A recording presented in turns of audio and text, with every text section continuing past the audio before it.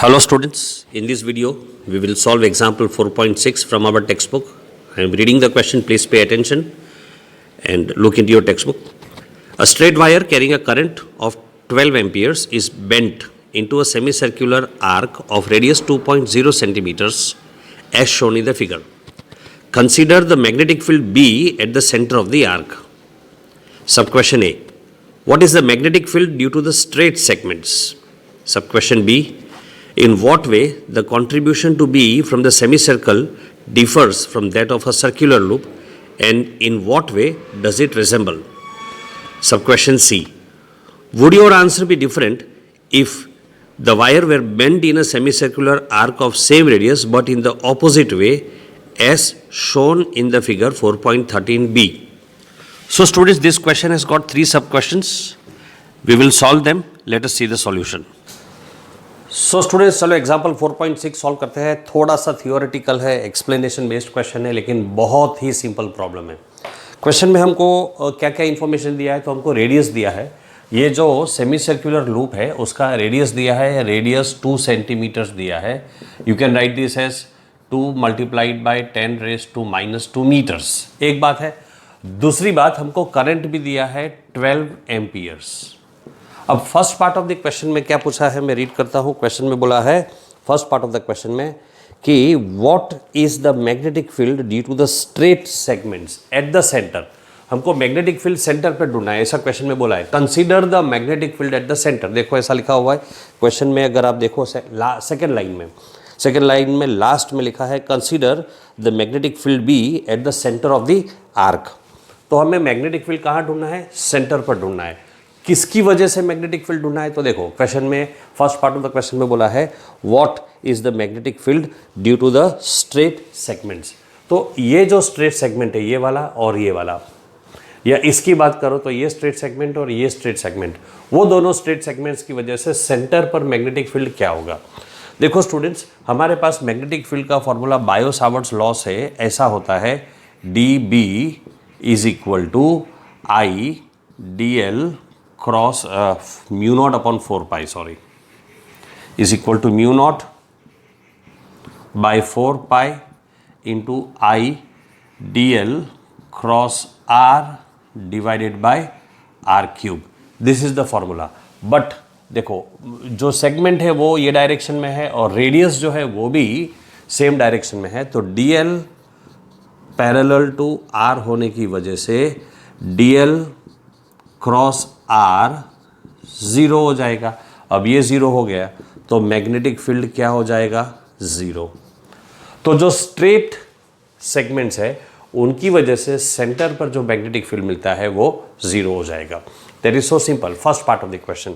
Second part of the question में क्या बोला है? Second part of the question में हमको कंपैरिजन करने को बोला है.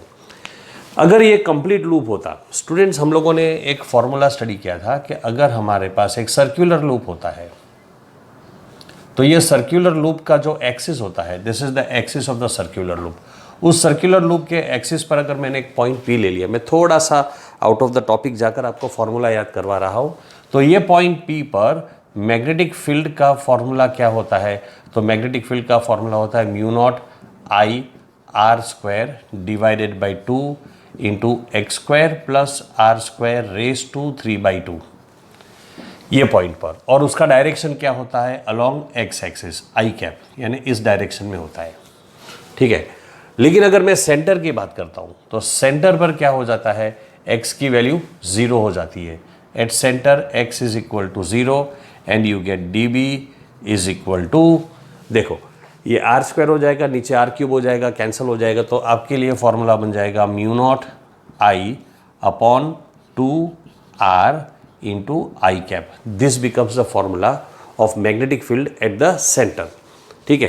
तो स्टूडेंट्स, ये आपको ये फॉर्मूला याद रखना है सेंटर पर, और उसका डायरेक्शन क्या होगा? Along the axis. अब देखो, हमारा सर्कुलर लूप ये है, लेकिन ये सर्कुलर नहीं है, सेमी सर्कल है. तो सिमिलैरिटी क्या है?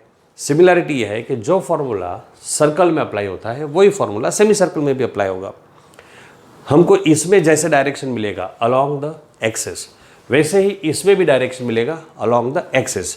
अब एक्सिस किधर है? या तो ये सेंटर पर अंदर जाता है या तो बाहर निकलता है। अब कैसे डिसाइड करने का अंदर जाता है कि बाहर निकलता है, तो वो डिसाइड करने के लिए आपको क्या करना पड़ेगा, ये सेमी सर्कुलर आर्क जो है उस आर्क की डायरेक्शन में अगर हम फिंगर्स को कर्ल करते हैं, फिंगर्स को घुमाते हैं, तो हमारा थंब किधर जाता है वो मैग्नेटिक फील्ड का डायरेक्शन होता है। तो देखो, अगर मैं मेरे फिंगर्स को ये डायरेक्शन में घुमाता हूँ राइट हैंड रूल से, तो थंब का डायरेक्शन अंदर होता है। तो करंट का डायरेक्शन ऐसा है तो मैग्नेटिक फील्ड का डायरेक्शन अंदर होगा। So magnetic field is inside the plane of the paper या inside the plane of the board, that is it. And second thing, the formula will be half of this. ये जो formula मैंने लिखा है वो circular arc के लिए लिखा है, तो सेमी सर्कुलर आर्क के लिए हम उसका हाफ कर लेंगे।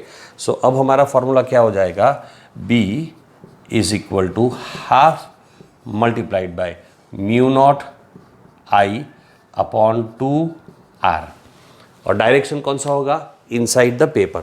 चलो इसको सॉल्व करते हैं। अब वैल्यूज अगर हम सब्सटीट्यूट कर देंगे, so what do we get, half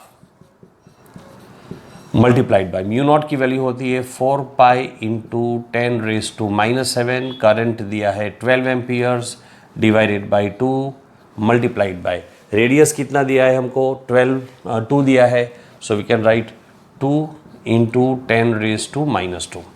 now students, this 2 and this 2 gets cancelled with this 4, this 2 gets cancelled here, 6, so you have pi की value 3.14 multiplied by 6 multiplied by 10⁻⁻⁵. I can write this as 3.14 multiplied by 6 is 18.84 into 10⁻⁻⁵.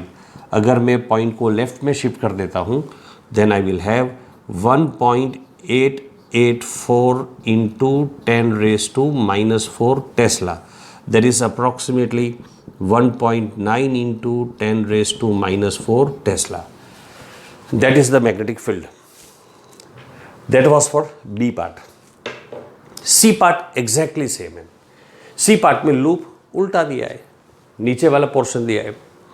अब right hand rule से अगर मैं नीचे वाला portion consider करता हूँ, तो देखो ये डायरेक्शन में करंट जाता है, तो मैं मेरे फिंगर्स को ऐसे तो रख नहीं सकता हूँ, मुझे मेरे फिंगर्स ऐसे रखने पड़ेंगे, तब करंट ये डायरेक्शन में जाएगा ऐसे, तो थंब कैसे आएगा, बाहर आएगा। तो इसमें मैग्नेटिक फील्ड बाहर आता है।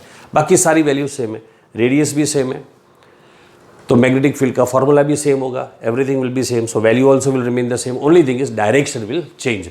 इसमें डायरेक्शन अंदर होता है तो इसमें डायरेक्शन बाहर आएगा। आपको मैं याद करवा दूं कि अगर अंदर डायरेक्शन होता है तो हम कैसे इंडिकेट करते हैं, ऐसे क्रॉस से इंडिकेट करते हैं, और अगर बाहर आता है तो हम कैसे इंडिकेट करते हैं, ऐसे डायरेक्शन से इंडिकेट करते हैं।